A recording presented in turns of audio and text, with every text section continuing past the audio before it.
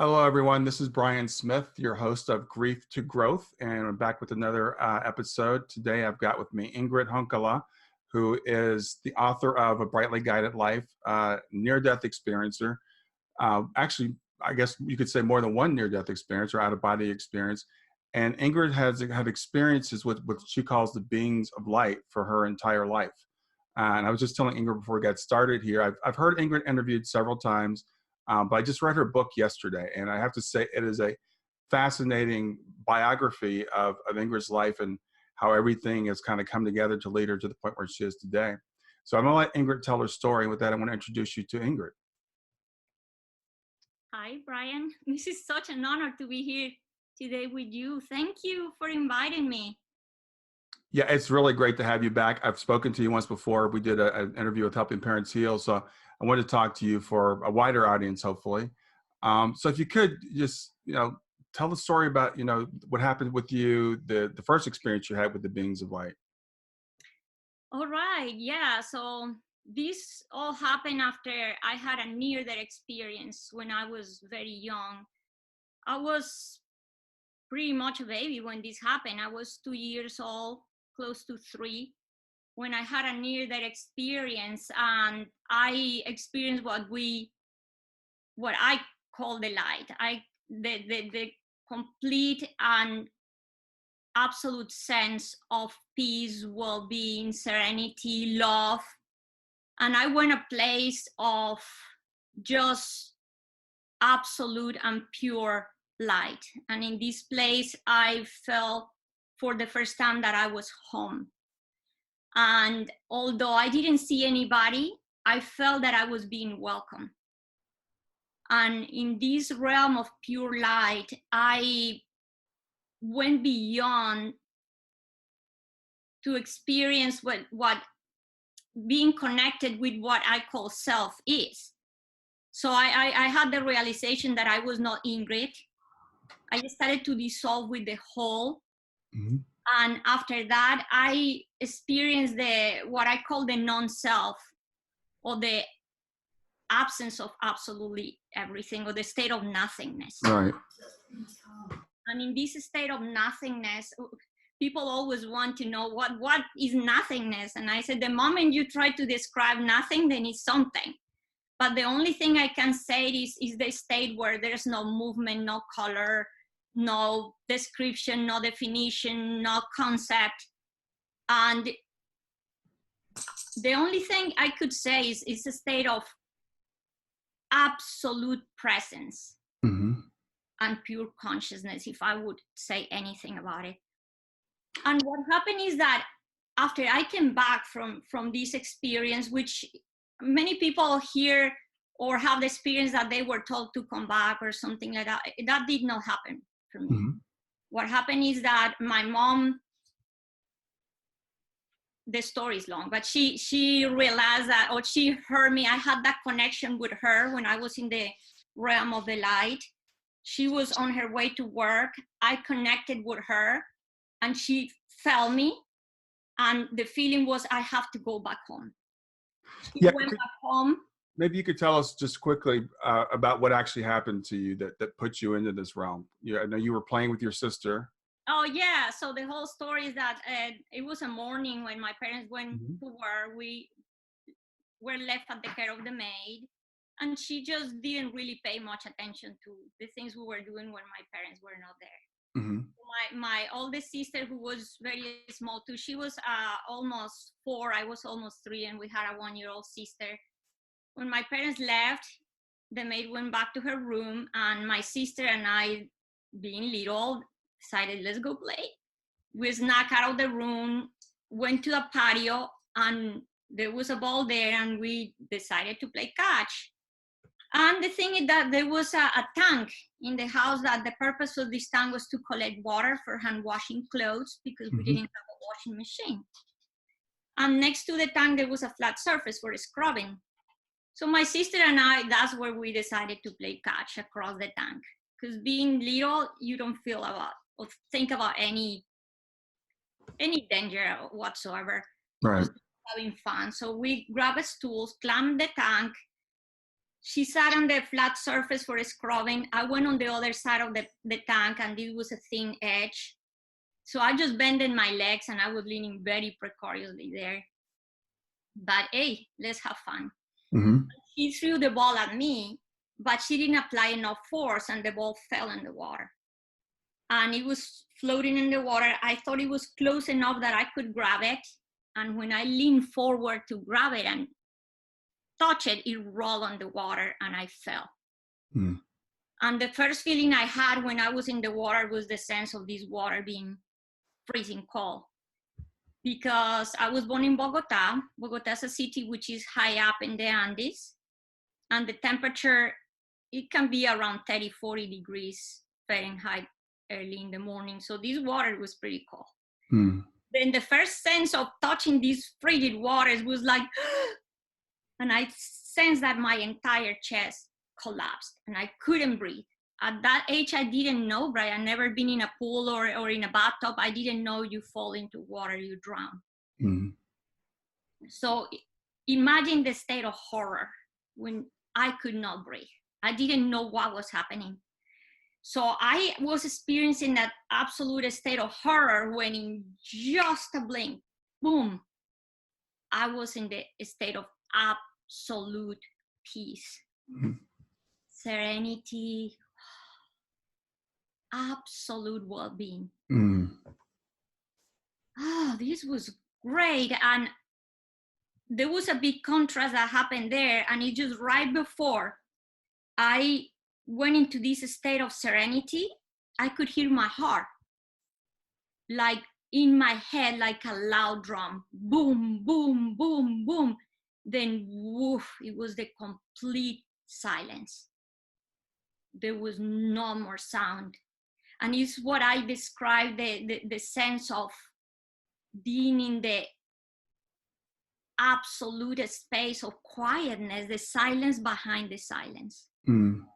And this was incredibly peaceful too, because I was in a house with 3 sisters, with dog, with cousins. So, and another thing that happened right there was that the tank was a very dark area because it was made entirely of cement and it had a roof. So it was a dark space. So the last thing I saw with my eyes open was darkness. And it came like, beam, a light. And this light came from below, and it was powerful enough to illuminate the entire watery surrounding. And then, wow, now this was also a state of joy. There's light. And then I saw bubbles suspended in the water, and the bubbles were surrounded by light. And then I started to chase these bubbles. Like, wow, this is cool. And the moment I turned around, because I was chasing the bubbles, I saw a body suspended in the water. And at that moment, I had the realization that that was my body. But I didn't feel scared. I didn't feel, and I had the sense of familiarity with this, that, oh, this happened already before. Then the other big contrast that I experienced is I was born as a very sick child. So I spent the first almost 3 years of my life unwell. That's all I knew was unwell. So I didn't even have a point of contrast or comparison until death, until I had the experience, because I was unwell, almost always ill for 3 years. And at this moment, I was in the absolute sense of well-being. So imagine going from that child that was so sick for so long to feel that, oh, I'm free. I'm free from the body. And I think this is a good reminder for the people that have been sick for too long or have sick children, to know that, wow, this is what you're going to go. Yeah. Sense of like, oh, wow, I feel incredibly well. And it was the sense of freedom from that whole situation. So, Brian, when I saw the body, the first thought it was, I'm not going back there. And I also knew that I had at that moment the free will to make that decision. Okay. So I turned around and I left. And the moment I left, I started to see flowers that were blooming from nowhere. And I was picked up by the flowers. And these flowers started to carry me. And I went to I compared this with the state of like being back in the womb, where you don't have to do absolutely anything. You don't have to ask for anything, want anything, fight for anything. I say you don't do anything, you're being done. Yeah, I like that. Then I was being carried. And then from there, in just an instant, I appear in the maid's room, who was the lady that's supposed to be taking care of us, but she was lying on her bed. And like I usually say, this experience is so vivid and so clear in my head, right? And that I even remember the soap opera she was listening in the radio that day. Wow. So I just looked at her and she was right there, close to the place where I was drowning, and she was completely unaware. So from there, in just a blink, I appeared in my mom's path. And she was on her way to work. Like I said, she's left home and she had to go to a long distance to go to a bus stop. Okay. And it was about 10 minutes away from the house. And she was close to her bus stop when I saw her. And I looked at her from above and I said, "Oh, that's Mom." Mm-hmm. And at that precise moment, Brian, my mom sensed that something was happening at home. That and it was with one of her daughters. So it's like, it was the sense that I knew what she was perceiving. Uh-huh. It was incredible, this connection, me being in the realm of the spirit, the light, and she being here, and we were connected. And my mom stopped.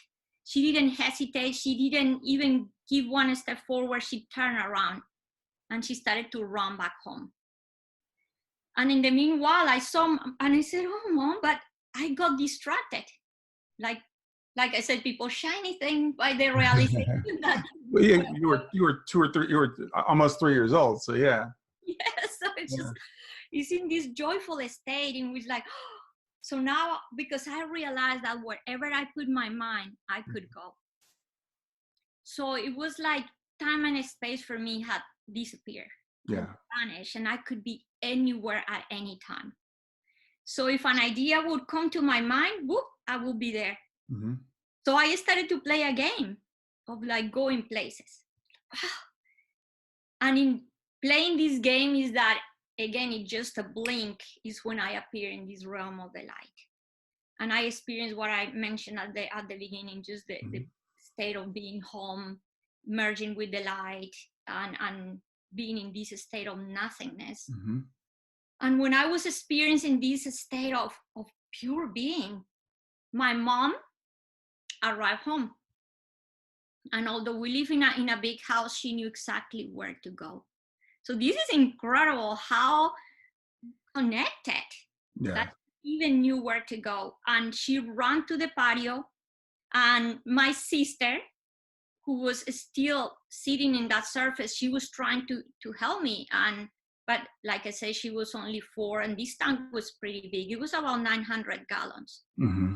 So it's nothing she really could do. But I always mention, Brian, there's a purpose for everything. Yeah. And the purpose for my sister there was to show my mom that for sure I was there. Mm-hmm. So she told my mom, "Ingrid is there and I cannot get her." And then my mom, who incredibly was trained CPR because she worked with children and she had to have this training, knew what to do. So this is amazing how everything, like I said, has a purpose, and everything is connected, and the choices we make always have a reason.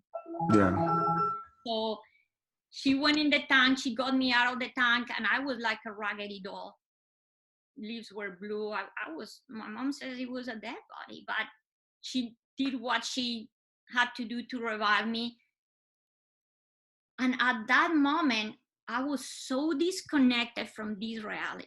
And Brian, this is something I have experienced a few times throughout my life, because I have had many out-of-body experiences, and I have experienced different levels or dimensions, like about 6 or 7. Yes. And there's a point where there's always in these experiences complete and absolute disconnection with this realm. Like I was not concerned at all of what was happening here. Okay. Then I didn't feel anything my mom was doing. There was not connection at all with what was happening. Okay. And in just like, again, everything in this experience just happened like that. I felt that I had jumped from the tallest building in the world. Mm-hmm. So I was not told you have to go back. There was nothing I could do to prevent this from happening. So you just found yourself back in your body. Yes, and like being sucked, like being pulled back, and there's nothing I could do. Just and then when I just realized I was in the body, I was very unhappy. Yeah. It was like, no, I don't want to be there. Then is when things became really, really hard for us. Because I was sick before, and now I got sicker. I refused to eat. I didn't want to be here. I didn't identify myself with this body. I would look at myself in the mirror and scream and cry. I'm not this. This is not my name, and I should not be here. Yeah. I looked at my body, Brian, I would just, because I came with an awareness I didn't have before. Okay. With skills I didn't have before. So, of course, when I saw my body, I was like, I'm not this child. Yeah. This is just this body, but I'm not that child. And I would look at my parents and said, they're not just my parents, they are my equal. Yeah. Because I experienced the state of oneness. Yes. So imagine being so little, not having the language, people not having the knowledge about this. This was early 70s. It was very hard for me and for the people around me to understand what was happening with this child. Well, you probably couldn't even describe the experience at that point, right? No, at all. And the other thing is that what happened, Brian, is that the doors never closed for me.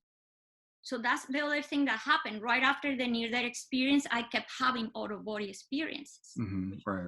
We know today like that, but at the time, again, I didn't know what was happening. So for me, I kept connected with the realms. I would say the spirit or the light realm and the physical realm. And I kept navigating between both. Right. So at some point, I didn't even know what was real and what wasn't. I was speaking with someone last week who had near-death experience, and a lot of times us people who haven't had them, we wish we could have that experience, right? We say we wish we could have it, but what I've realized after talking to so many people that have had them, sometimes you end up being very disoriented, having to live in this realm, and as you said, being 2 years old and remembering who you really were. There's a reason why we forget when we come here. That's what I'm telling people. Like, it's better to forget. And that's one of the teachings I got from the beings of light. They actually, I wrote in the book, they say, why to carry an old wardrobe when you can have a brand new one? Right. Why to carry with all the pains, with all the sufferings, with all, even the joys of other times when you can create, you have an opportunity to be brand new. Right. So that was really hard for me, yes, because I now was remembering things. I imagine at 3 realizing you're not a child. Which kind of life I was having after that, a really hard life, because I couldn't relate with other kids. I would look at them and say, what happened with these people? They don't know anything. So it was extremely hard. Not long after, my skills of writing, reading, understanding mathematical problems, all that were amazing. Like it was this being that I didn't fit anywhere, right? And I was not understood by anybody. So things started to become really, really hard for me. And my parents at the time, like I said, since they didn't understand what was happening and both of them kept working, then we changed. Yeah, now there was a new person in the house taking care of us, but the situation was similar. But what happened is, every time I was experiencing the realm of the light in these out of body experiences, I wanted to stay there. Sure. So I started to sleep a lot. And there was a moment in these experiences, I would just be in the light, when in one of these, or what I said is that things for me here were very, very hard, Mm-hmm. but the help that I needed at the moment came. It was in the most remarkable way, because in one of these journeys, when I was in the light, one day I saw starlight figures shining everywhere. Wow, imagine in the eyes of these, my mind, it was like, oh, and they were of all different colors, and they were shining all over the place. Mm. So now I was really, really, really eager to just stay sleeping. Yeah. And when I will wake up in this physical realm, I will be like, how I know that this is real. This was the reality I questioned, Yeah. not the light. You're questioning here. Yeah. Yes. Yeah. So I would just really want to just stay there. But then is when it is important that we have balance. So in that one of these journeys is when one of these starlight figures that was shining in pure gold shaped itself into a human form. And it approached me, and boom, it touched me. So at that moment, Brian, is when I sensed, wow, it was a little bit more a state of clarity, but I said, oh, you are a being of light. Mm. This being wanted to show me I am like you. Okay. So you were seeing them form as like light form, but he transformed into a human form to give you that knowledge that they were actually beings. Yes, Mm-hmm. yes. And because during my near-death experience, I experienced myself as a being of light. Now I sense that, oh, we are the same. Okay. Okay. We are the same. Then there's something which is amazing, because you remember that movie called Cocoon? Oh, yes. From extraterrestrials. Later in life, because I couldn't see humans, I couldn't understand how the humans here were like beings of light too. And in that movie, when they removed the skin, Oh. terrestrials, and they were light, Mm-hmm. I was floored. I was like, oh, yes, that's true. I was older when that happened, but it was like, that's what we are. Right.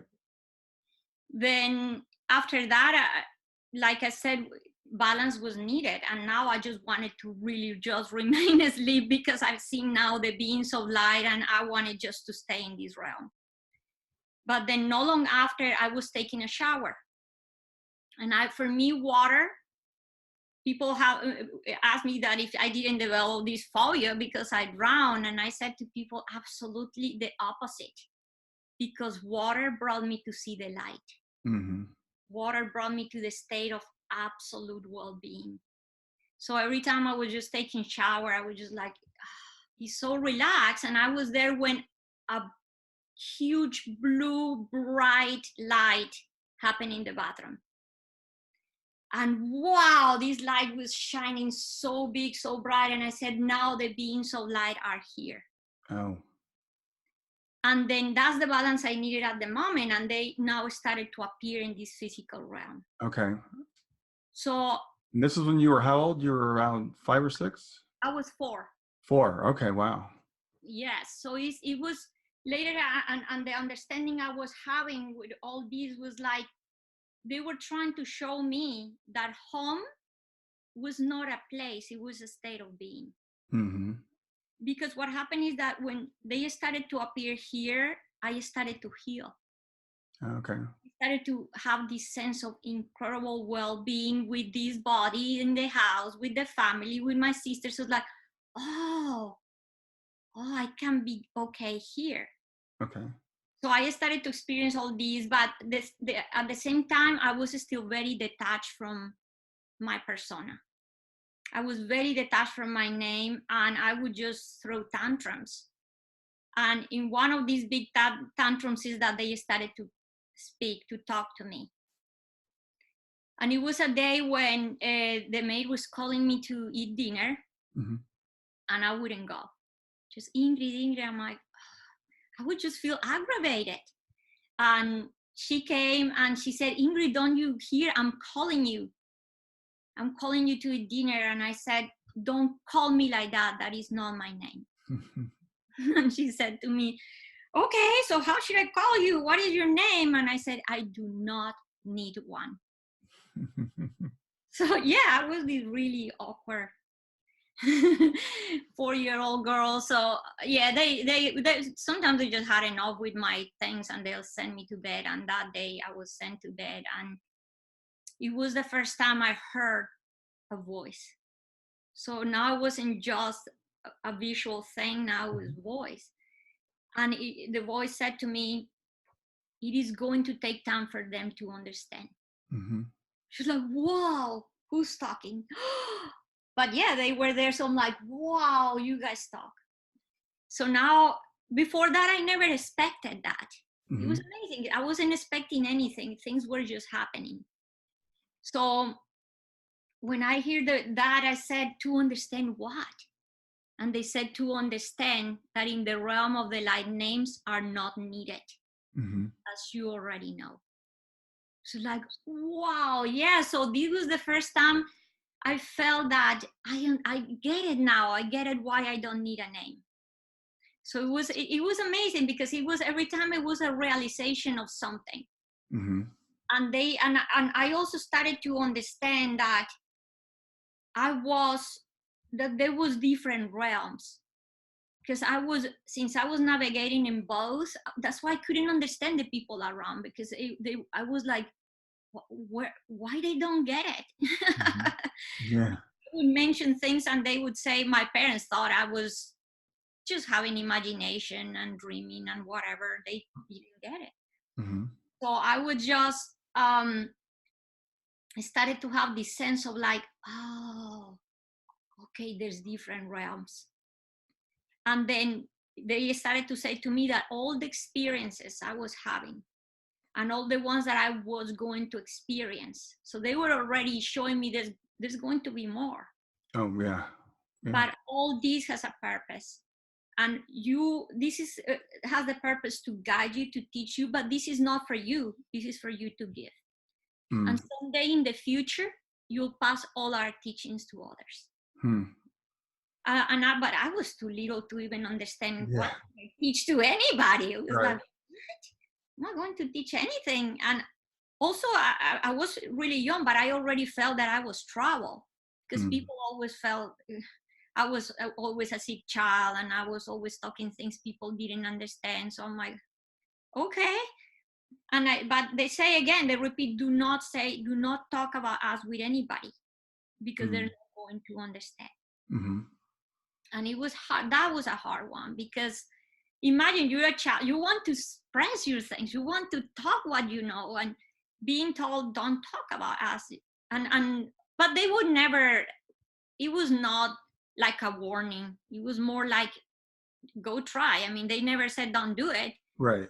And yeah, I went and I tried. Once I joined a school at 5, I tried to talk to the teachers. I tried to talk once to the priest in our neighbor, and realized, yeah, they don't understand. Yeah. They're not understanding anything I'm saying.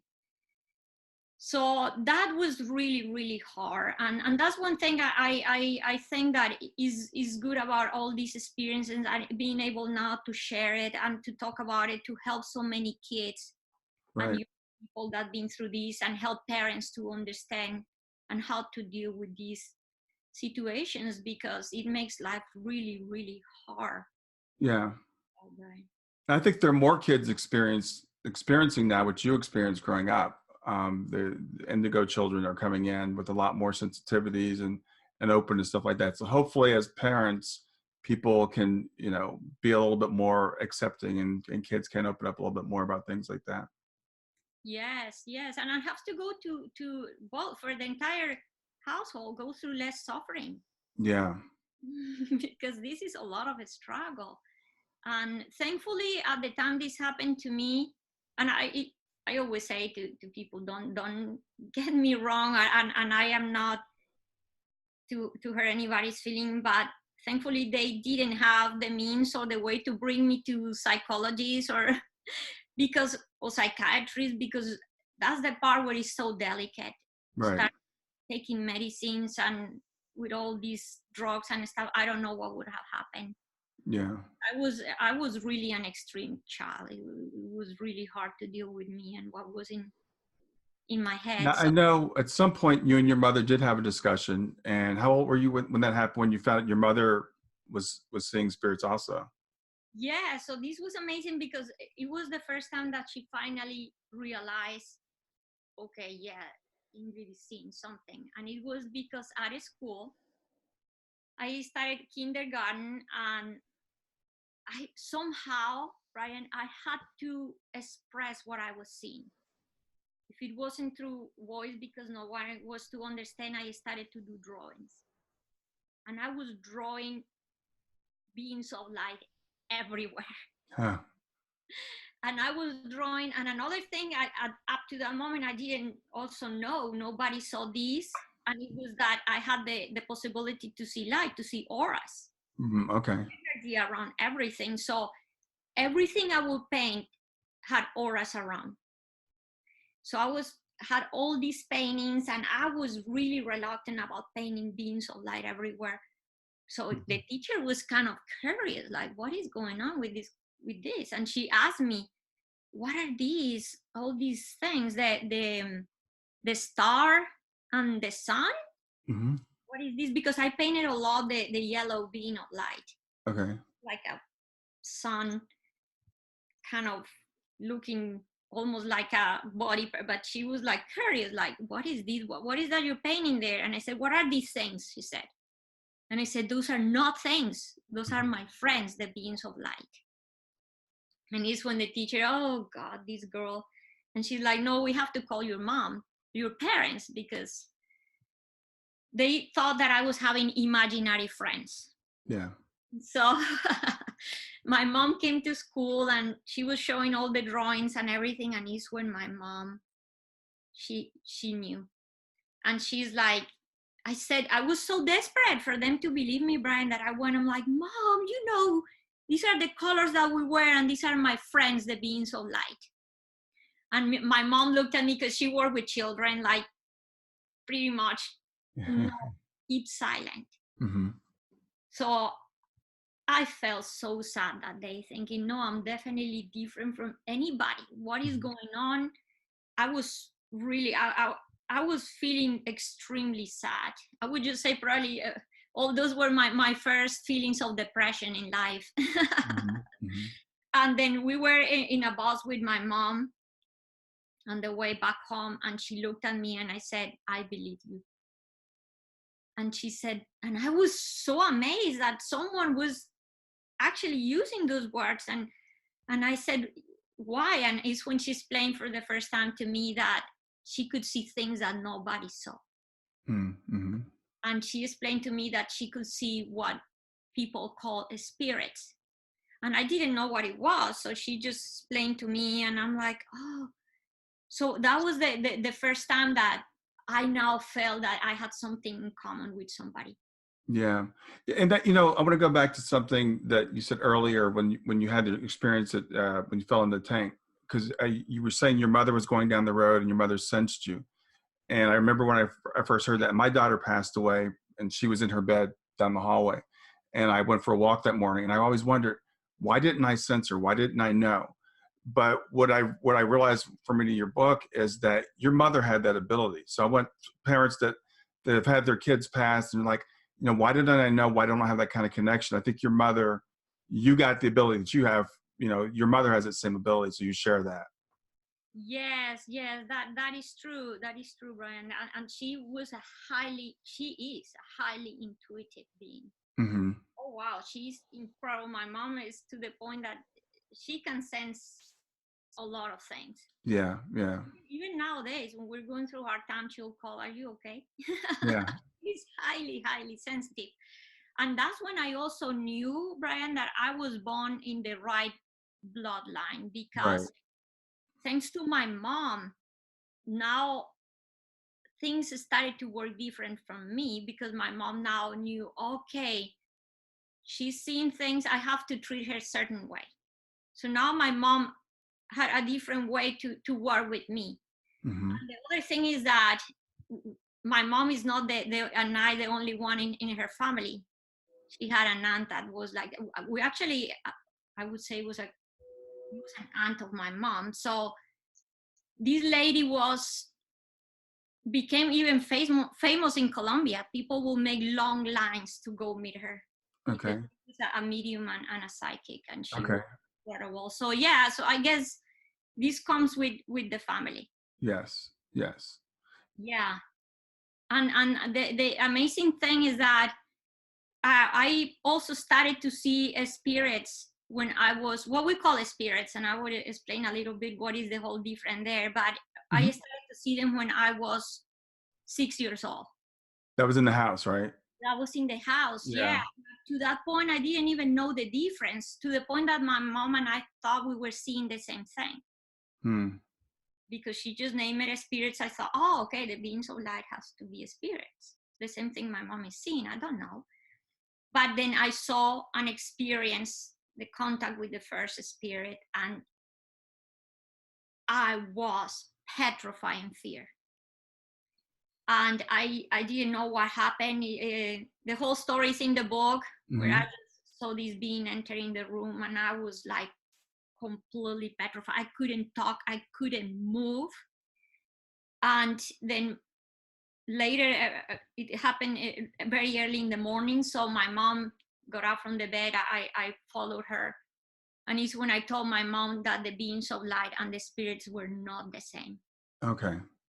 And then my mom was when, okay, explain me what is that you see then. Mm-hmm. So when I really explained to them clearly, and she, of course, now I was 6, I had a better way to explain what I was seeing. So my mom started to cry and said, I think that you're seeing angels.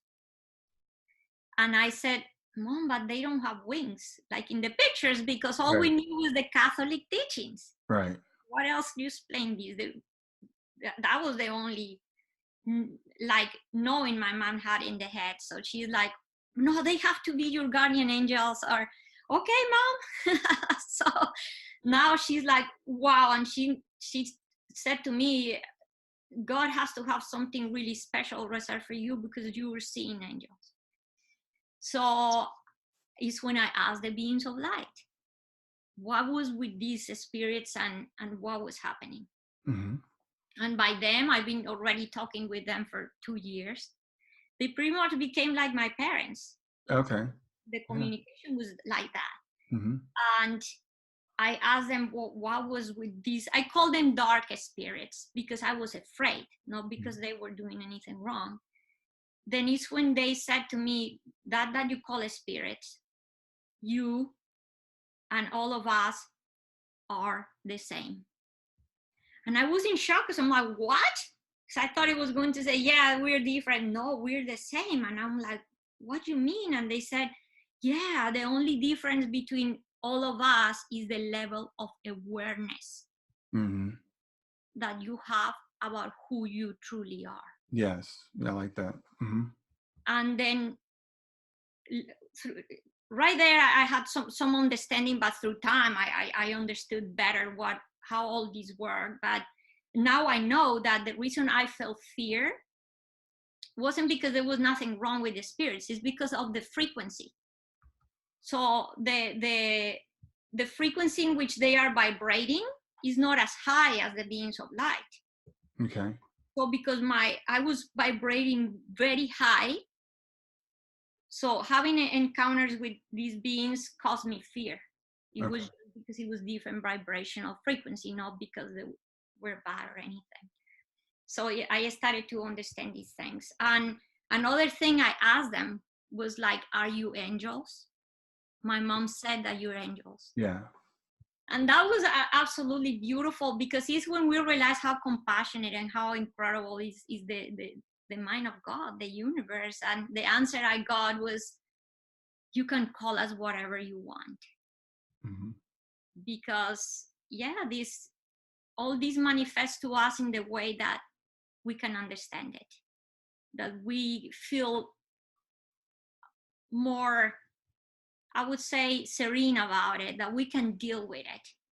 And me having this door open, and this is the way it was presenting to me, and it was never, like I said, nothing was an obligation, nothing was imposed. Everything was like, okay, however you feel the best, because the way you feel the best, you're going to keep your vibrational frequency higher. Okay.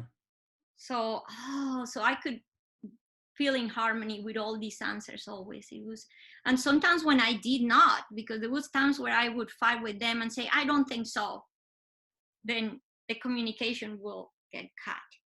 Mm-hmm. Because when you are in a moment of that, you are in fighting, or you are in opposition or anything like that, you lower your vibrational frequency, and now you disconnect. It's pretty much like the socket. Okay. Yeah. So so I was going on experiencing all these things, and that was incredible. So early on, I mean, you had these experiences being a light, and in the book, I mean, the book is it's a biography, so there's so much that we really can't cover, just in like an hour-long interview. But you had this experience. You were taught that everybody is special, that some of us know it better than others. You said in the book, I think early on, you learned about the power of prayer. You learned that we co-create at least our own reality. So when I hear things like that, I would think, well, someone that understands all that, the power of prayer and co-creation with reality, maybe they're not going to have much suffering in their life, right? Because we're going to create good, beautiful, happy things. But there's so much, there is suffering in your life. You tell these stories about, being robbed and sicknesses, et cetera. But so how would you explain that? I think all of it goes depending on our level of awareness, Brian. Mm-hmm. So for me, the path, this whole path, and is shown in the whole autobiography, the whole Mm-hmm. process of my life, is the path of awareness.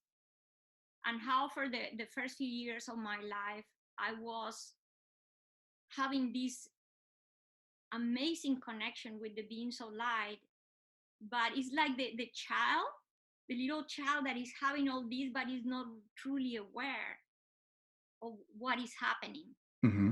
So I was, and I explained this with an example, with an analogy. Like, I was in a room with the light on, so I kind of know where the obstacles are. So those first few years of my life, although I had other kind of difficulties of people not understanding me and stuff like that, I was having incredible experiences.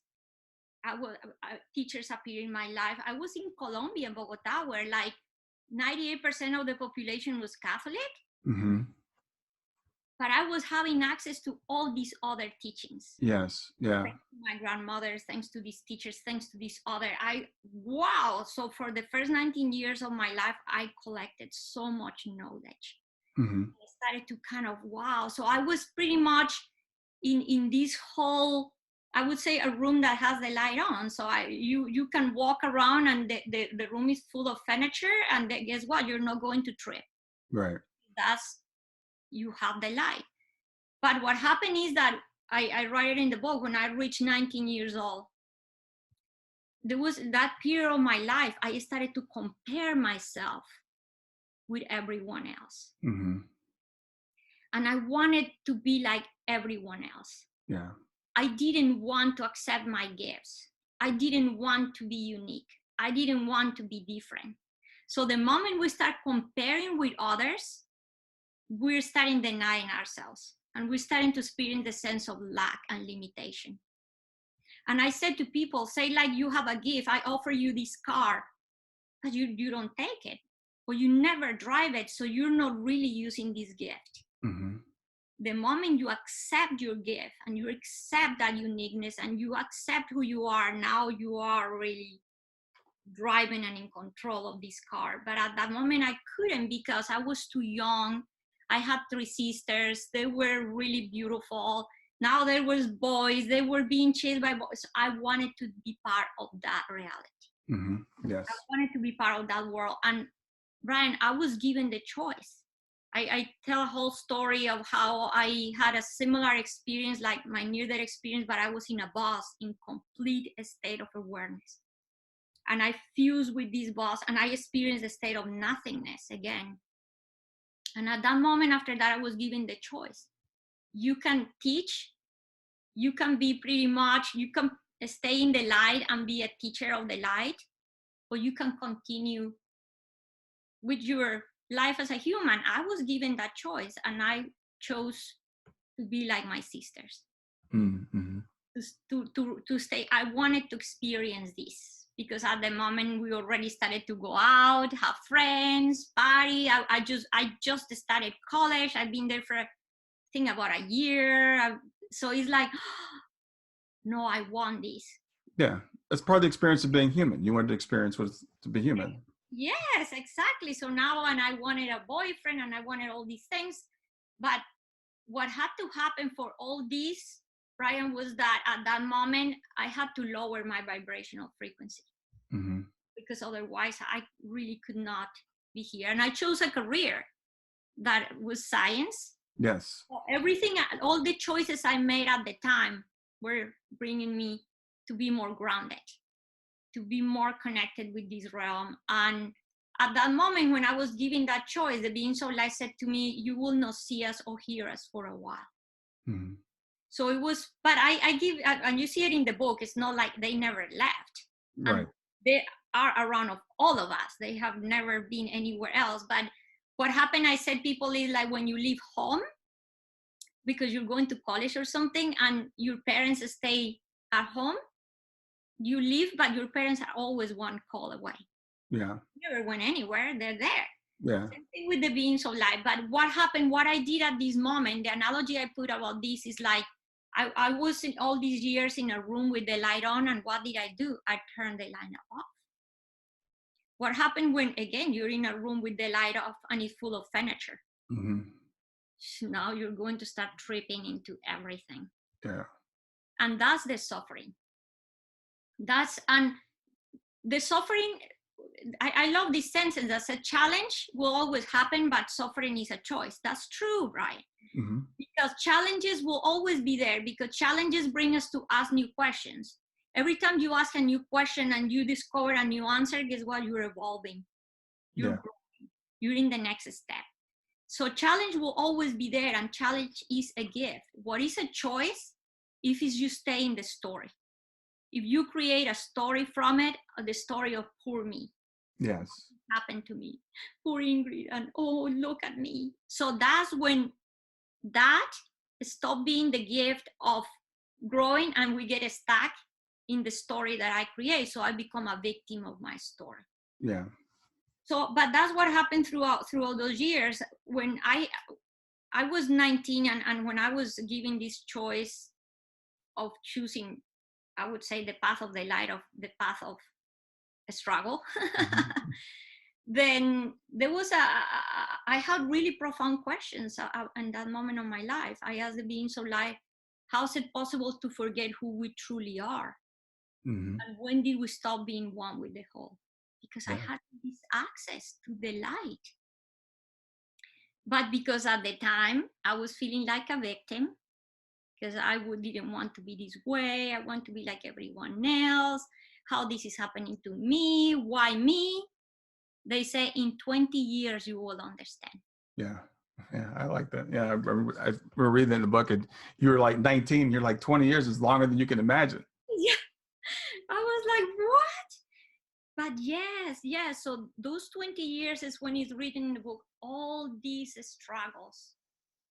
But also is when I reached the point and the realization that all those struggles brought me back to wanting to turn that switch back on. Yeah. And say, you know what? Yes, I get it. I had enough. I really like what you said in the book. You said suffering is not a bad thing. It's just a doorway that can lead you toward what you really want. So even during this time when you voluntarily kind of said to the beings of light, basically, I want to be on my own. I want to go out and do my own thing, right? So they step back in the sense that you're not seeing them, but you can still see as you read the book that your life is still being guided and that everything is still serving a purpose, even the times, like I said, you were robbed a couple of times, the typhoid fever, everything leads to where you are today. And you can see that as you read back through it. Yes, absolutely everything, Brian. And the incredible thing is that as you are in the sufferings and immersed in all these, you cannot tie the knots, because it's like when Right. you water your head under the water and you cannot breathe. Exactly. Under the mat and you cannot see anything else than that. It happened actually pretty much 20 years later. Yeah. Just like they said, I didn't realize that until I tied all the knots. But what happened is that I reached a point in my life which so much had happened. Like you explained, the robberies, the sickness. I went to live in a war zone for 3 years. Yeah. There was so much that happened. And we mentioned before this, and if it's okay to mention, if we have time, about and all these things. I had so many sufferings that I reached a point, Brian, that I fell into the deepest state of depression in my life. Mm-hmm. But that even had a purpose. Yeah. It's what we call the dark night of the soul. Exactly. That's the moment in our lives where we have to make the choice. Yeah. I give the people the example of like life splits. Like you can make the choice, like we talked just a few minutes ago, or take the path of suffering and stay. I see this is like a cul-de-sac. Mm-hmm. You will be trapped in this cul-de-sac and you will not go anywhere. And you can be trapped in the story of you for 1, 2, 3, 10, 30 years, a lifetime. Yes. Or you can make the decision, you know what, that point of choice where it could be something really crazy, hard that happened in your life, a sickness, somebody passing, something so extreme that it shakes you to the point that you say, okay, or I pretty much die, or I take the path of asking and moving on and looking for help and looking for friends or whatever it is that guide me to the light. Yeah. And that's the moment where we talk about prayer earlier, where I ask God, help me see, because I cannot see. Yeah. Help me see what is all this about, please. And it's when I pray the deepest in my life, because I was thinking about killing myself.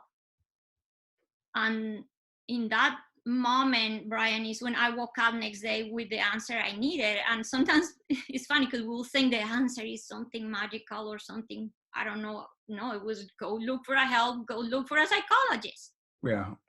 But it was really clear. It was not the hesitation of should I go, should I not? No, it was like, this was a determination. I'm going to look for someone, because up to that point in my life, I really never, I always, I don't need anybody. I was very reserved, very quiet. Mm-hmm. Look at me now talking about all these. That was not Ingrid before. Yeah. Yeah. So I would not talk to anybody. And it's when I went to see a psychologist and talking to this person, I wrote a list of sufferings. He said, Ingrid, I've never seen anybody in my 30-something years of practice to suffer this much and be mentally stable. Mm-hmm. And it's when I asked, that was the break point when I asked, why me? Mm-hmm. Why this is happening to me? And he gave me the most simple, again, answer, but it was the switch that I had turned off 20 years ago came on. He said, why not? Yeah. Yeah, I had a woman reach out to me just this morning, and her brother passed away in a car accident. She's like in her early 30s, and he was in his early 30s. And she asked me that very question, why me? And I said, this is the oldest question that, humans are asked. But I just read your book. I just literally I read it yesterday and finished it this morning. And, I like, it's why not, right? Why not you? And, and I love how in your book it reads like a novel. I mean, you couldn't make up the life that you've had, but after every incident, you tie it to a lesson. And even things like the things that your aunt said to you when you were a little kid in the house, even things that people say to you sometimes intended to hurt you, somehow the universe works it out to our benefit. So all these stories that you go through, I mean, motorcycle accidents and everything, there's always a lesson in it.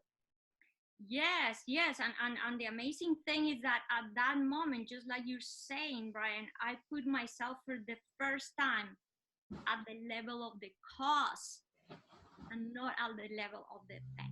Mm-hmm. This guy was the perfect person. That even the way I was guided to this doctor, the same day, 3 people told me about the same doctor. Oh, I found him on the internet, and 2 people say go to. So it's when okay, this is a message. This is Right. synchronicity. And I realized that he had been listening. That's what we sometimes need to someone that is open to listen. Mm-hmm. I knew he had been listening because at that moment he said, why no? He also started to say, look, Ingrid, thanks to this, you have been here. Thanks to that, you have been here. This and that, this. And he just named few, and all my neurons, everything connected. Mm-hmm. And at that moment, I saw the purpose, like I describe in the book, behind every experience. Yeah. Is the moment when I said all of these had happened for me, not to me. Yes. And I think that, that's where I'm just kind of getting to that, because it said, I'm reading, you're talking about, the power of prayer, and people talking about co-creation. So I'm like, I want to create this life without any suffering. That's what we all want to do. Right.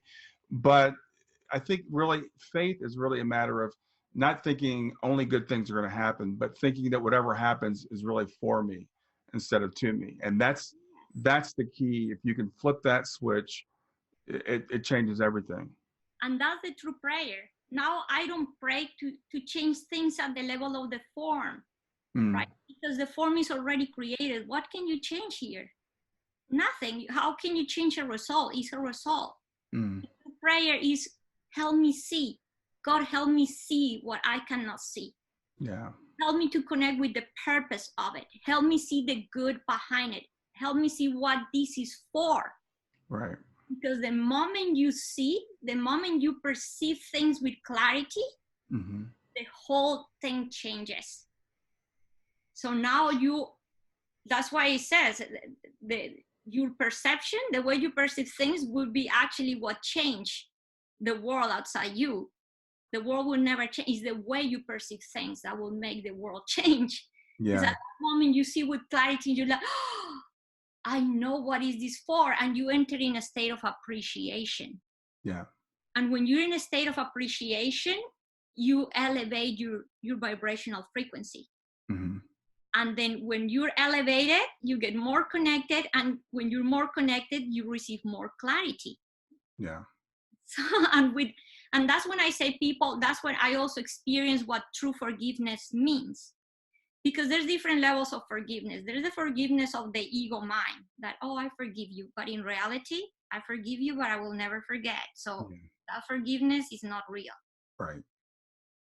The true forgiveness, Brian, is when you realize that there's really nothing to forgive, because nothing ever happened to hurt you. Everything happened to guide you. Everything was a pointer to go within. Everything was a pointer to go and turn on that switch back on. Everything was guiding you to a deeper level, to go look within where things can really, really be changed. When you really become a co-creator, we cannot change anything out here. Everything has to be changed within. Right. You're looking for change. Also, another thing the beings of light always said to me, in the right question resides the right answer. Learn to ask questions. And sometimes if we don't know what to ask, then ask, what is the question? Yeah. And it will come. And it was when I started to also ask even simple things. Why my near-death experience happened? Why did it happen when I was so young? the beautiful answer of that, they said, your near-death experience happened when you were so young because you were old enough to remember, but young enough not to be conditioned yet. Okay. So that was beautiful because yes, if my mind was so pure and innocent, Brian, that from there, I was already this being that was completely open to whatever was coming. Yeah. And the other thing, when I asked about the purpose of my near-death experience, and that was absolutely beautiful, is when they show me, this is too long to talk about it, but I saw the purpose of, everything works in symbols. And I saw the purpose of absolutely everything that happened during the near-death experience, even what the flowers meant, why the water, why the light, everything. And the true purpose behind this experience was to bring the message of connection, the message of love. And that's the reason why, although I explained that I saw the body in the water, and at that moment I made the decision not to go back to it. Later, the beings of light explained to me, Ingrid, there's a pre-plan.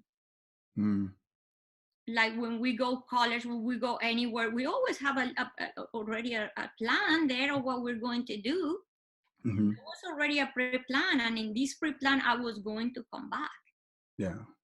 So yeah, I made that little decision. That little decision I made there was still the state of the mind, but there was the mind of God had a different purpose. So, and that's when they explained to me, why do you think you went to see your mom and the maid? Right. Because we're going to come back. You went to ask for help. Right. If you hadn't seen your mother, you probably wouldn't have come back. No, because nobody would have got me out of the water. Right. And that was the also incredible thing, is like, look at the connection with my mom. Although she was 10 minutes away from where I was drowning, she was the one that got me out of the water. Yeah.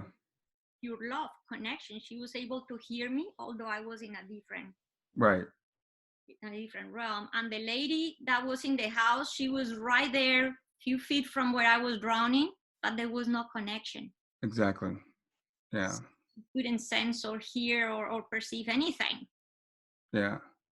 There was something in the book that I wrote down I wanted to ask you about. You said the beings of light said eventually everyone would be able to see them. And so does that mean we'll all be able to see them someday? Yes. Okay. Because, and we're seeing it now, Brian, there's this incredible change in the way people are accepting and being open to all these experiences, and to like the knowing that there's more, and the that there's more, and there's more people now sensing the relatives that have passed. And people are opening and are starting to study the ways to work with their intuition, because I say to people, intuition is like a muscle. We all have it, we just have to learn to develop it. There's many techniques and many ways now teaching people how. And the more we open ourselves, then now we are starting to, I say to people, say that you are a candle, I am a candle, all of us are little candles. One candle by itself in the wind is going to almost pretty much go off. But now get all these candles together. What happened? They start growing like a big flame, and a big flame is really hard to just turn off. So the more of us that are gathering, we're bringing this light to the world, and we're raising the vibrational frequency to the collective consciousness. And more people are joining, and it's incredible. Now, it was just 40 years ago, Brian, or 30, 40 years ago, you could not even, 20 years ago, we couldn't even talk about any of this. Yeah. Nowadays, look what is happening, and we see it. And the consciousness is the people, this is going steps, and it's going really, really fast. So yeah, the moment we all start vibrating higher and vibrating higher, we're going to be able to connect with higher beings that are vibrating at those levels. So as each of us individually raises our vibrations, we kind of really also raise the collective consciousness, and then we'll have more abilities to see beyond this realm. Yes, yes, yes. And that's why it's happening with more and more people. That's like, oh, I saw a relative, or I sense this presence, or it's happening more because the more we're erasing this vibration, like I explained to you before, like what we call spirits are vibrating a frequency that is in the realm of the non-physic. So to sense that, we have to be a little vibrating a little higher. Then there's other dimensions that go after that, and there's beings of light vibrating at many different frequencies. So yeah, the more we elevate ourselves, we're going to start feeling and sensing these other dimensions, these other realms, and the beings that are associated with those. Yeah. One thing I want to touch on, you touched on before we started recording, and I want to get back to, you were talking about when you had your other NDE and we were in the motorcycle accident.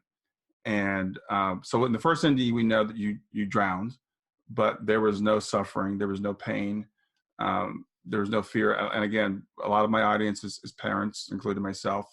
And we wonder, what did our kids experience?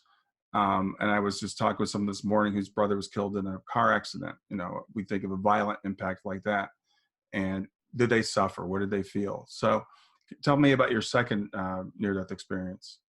Yeah, so in this experience, and that was incredible because I was reading, same as you, I was having access to people mentioning this kind of thing, that do we suffer when we're in an accident or something like that? And that's when I was open to share this and say, actually, we don't. I had a motorcycle accident. It was really bad. And I was young and I was silly, and I was driving this motorcycle with no helmet. So imagine that.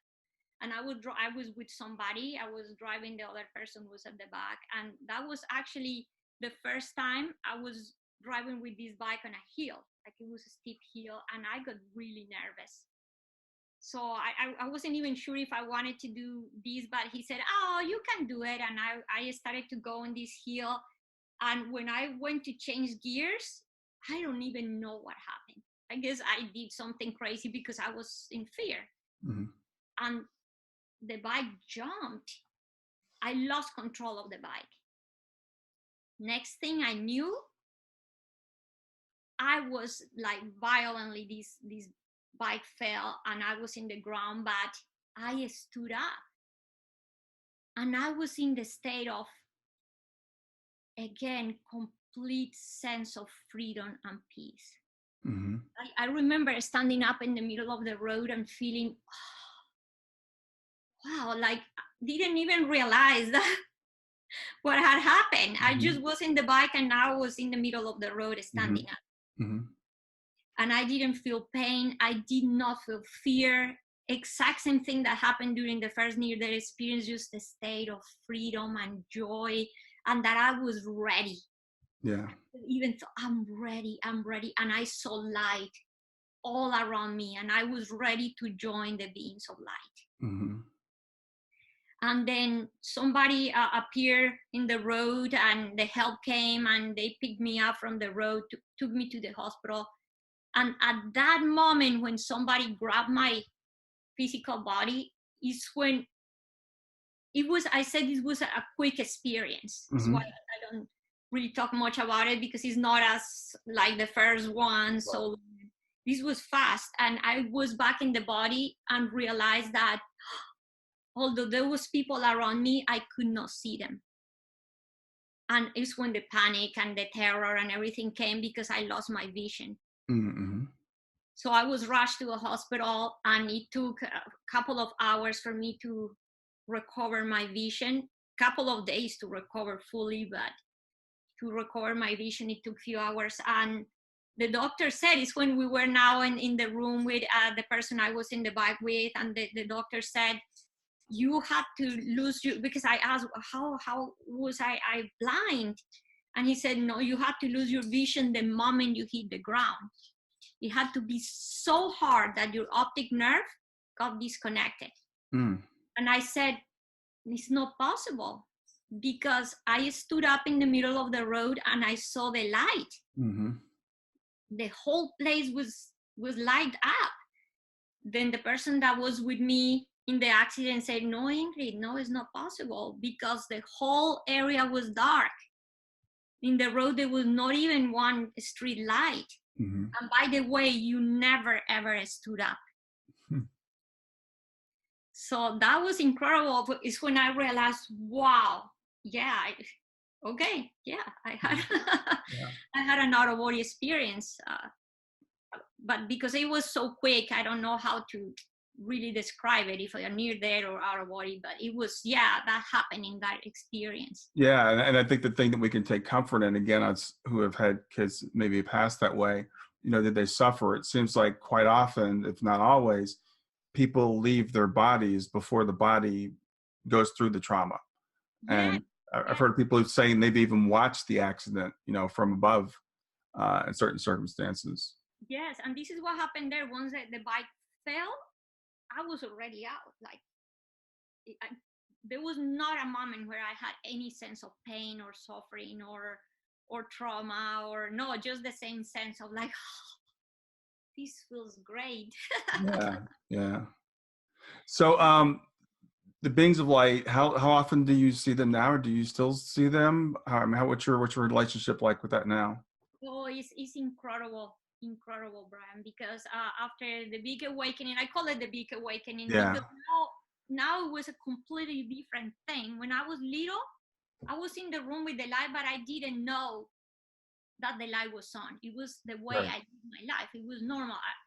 I did not have the awareness that I was that awareness. Hmm. Then nowadays I do. Now I am the child with the awareness. Right. So now it's like, oh, knowing that I can now turn on this light and navigate with awareness. So it's a life where challenge come, but I don't go back to, I don't create a story. I don't go to suffering. I catch it pretty quick. Hmm. And all this brought me to be at a state of gratitude, appreciation. It really raised my vibrational frequency pretty high again. And to the point that nowadays I actually sometimes have to do things to lower it down, like, okay, go watch a show or go do something that Ground brings, yourself again. Yeah. yeah. And what I do is, like, I receive teachings almost every day, Brian, and I write, because this happens, it happens. And many people have experienced these 2, 3, 4 in the morning, when Hmm. you're just, I wake up and wow, I have a full download Hmm. of information. And it can be in different ways, just a download, or I hear a clear voice talking to me, or I see something, or I get the messages in all different ways, and a lot of beautiful analogies, because it's the best way to explain to things to people. I even have a friend that says, you now have to write a book about all the analogies that you're getting. Yeah. Yeah. Yes, but it's now, yeah, go back to full connection. Yeah. Yeah. Well, I do want to talk about the book again. It's called Brightly Guided Life, and the author is Ingrid Honkala, Honkala. And like we can't even begin to cover it. Well, we did begin to cover it. But we just began to cover it today. It's really. Um, I appreciate you letting us into your life, and there's some really intimate stuff in there that you share, that I know you did to benefit other people, so other people can see when they're going through similar circumstances. Because we tend to, again, we always ask, why me? This is not something that I want. And people talk about co-creation, and we say, why would I create this? And again, for a parent, for myself, when my daughter passed away, and people said, well, you probably planned this, you probably created this. And why would I ever, plan something like this? But as you get farther away from it and can look back on it, and you see the good things that are coming out of it, and you can start to raise your perspective. And as you say, this is not the first time we've done this. This won't be the last time we've done it. So these things that we say are obstacles, are not as big as we perceive them to be while we're still in it. Yes. Yes, it's absolutely truth. And like you said, sometimes when we have the like we mentioned before, when you have the head under the water, or even not even water, the mud, you cannot see or hear, or you're just in the state of how I get out of this. Yes. So there's a lot of pain happening, a lot of suffering happening at that moment. How I breathe, how I see, how I. So I said to people that we also have to use the gift of our emotions to, at that moment, pretty much, if we're in a moment where we're having a really hard time, sometimes it's just best to try to move out of in a space where we are kind of maybe at the moment putting it there in the little side, Mm-hmm. and maybe go with friends, look for things that help me move a little bit of the space of suffering. But when I am in a better state to be able to digest and process these, I said people will have to stop running away from that. Yeah. And actually, the moment where we're really, really having a change and evolution is when we are facing these feelings. Mm-hmm. When we allow these emotions and these feelings to pretty much be in front of us, and we ask why you are here. Right. Right. Why you are here? What is the purpose? Because it's not just the what, but what is the purpose Right. of being here? And now we are not just running away and trying to escape, that which is it's okay at certain point, but we Sure. have to reach the point where now we are calling this to our life, and this can be used actually as a meditation. Yes. This can be used as a point of like, okay, I see it. I even give it a name. Is this the anger? I call it whatever you want to call this, because when you face these emotions, behind that emotion there's another. Maybe behind the emotion of anger is fear, Yeah. and behind the fear is guilt, and behind the guilt is who knows what. And once life starts presenting us all these things, we start peeling ourselves like an onion. Mm-hmm. And understanding the purpose behind every one of those experiences. And I said to people, most of the time, the place where we will end up going is to our inner child. Mm. The place where something was created, the place where something needed to be changed, where something needed to be fixed, where something needed to be understood. And once we become aware of all that, we're not just peeling the onion of us in this life. Because I have access to past life experiences. Mm-hmm. And people ask me, is it necessary? Should I know my past lives? And I said, know what you're doing in this life. Yeah.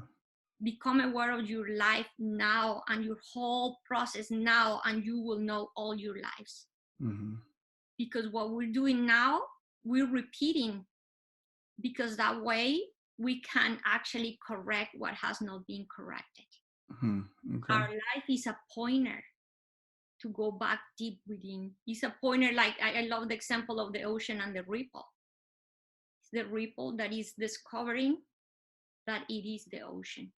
So Yeah. it needs all these hurdles, all these, and what we call co-creating, what we call the pre-plan, is like we set up all these rules. Look, yeah, you're this ripple, and all this is going to present in your life for you to go back to the ocean, for you to go back to know that you are this pure consciousness Yeah. that we don't know we are. I said to people that we are like the breath of God, that we just breathe out, and we forgot that we were that breath, because Yeah. now we gain our independence. I'm like, oh, so it's the ripple in the ocean. We forgot that is the ocean. Oh, I'm here rolling with the wind, and now it's all processed to go back. So the breathing to Yeah. realize I am that. Yeah. I am that source. I said people that I am that. I am. People concentrate in the word in the I am. I said no. Go to the center. That source, that consciousness, that awareness, the point of creation. Yeah. breath. Yeah. Well, it kind of takes you back to what the beings of light said to you about, awareness. We have different levels of awareness. We're all, we're all basically the same, but we have different levels of awareness of who we are. And that's part of your, your mission. So, when you look at your life, you can see that you were meant to be this teacher to do what you're doing now. But it takes a while to unfold. Yes, like anything, going or get your title for whatever you do takes the time of school and preparation and Yeah. perfection and awareness. I asked the beings of light one time, what is the purpose of time? Yeah. What is all this about? What is the purpose of this? And they said the purpose of time and experience is to help you remember who you truly are. Hmm. Okay. So the moment you truly remember, like when all of us that had near their experience or experiences that are transformative, spiritual transformative experiences, one of the incredibly amazing things is the realization that time does not exist. Yes. Because the moment you realize yourself, the moment you are in the state of pure clarity, pure consciousness, then experience is not needed anymore. What for? You're already there. Yeah. So that's why time and experience had its purpose, and the moment is not needed, it just goes away. Wow. That's good. That's really good. Thank you. Well, I've kept you on pretty long. I appreciate your time, Ingrid. It's always great talking to you and hearing more about your story. And I do, again, for people that are listening, I do recommend you get the book to learn, even more of what we kind of touched on. But I appreciate you sharing your wisdom and your time. Thank you very much for having me here. It's always such a joy talking with you, Brian. Thank Yeah, you. I'm sure I'll see you soon. Thanks. Yeah. Hey, thanks for watching. Before you leave, I'd like to just remind you, you can always find me at www.grief2growth.com. That's grief, numeral 2, growth.com. And you can schedule a free half-hour consultation if you'd like. Also, before you leave, please click on the like button here, click on subscribe, and click on the bell. By clicking like, YouTube will show the video to more people, and by subscribing and clicking the bell, you'll be notified when I release new material. Thanks for watching, and have a great day.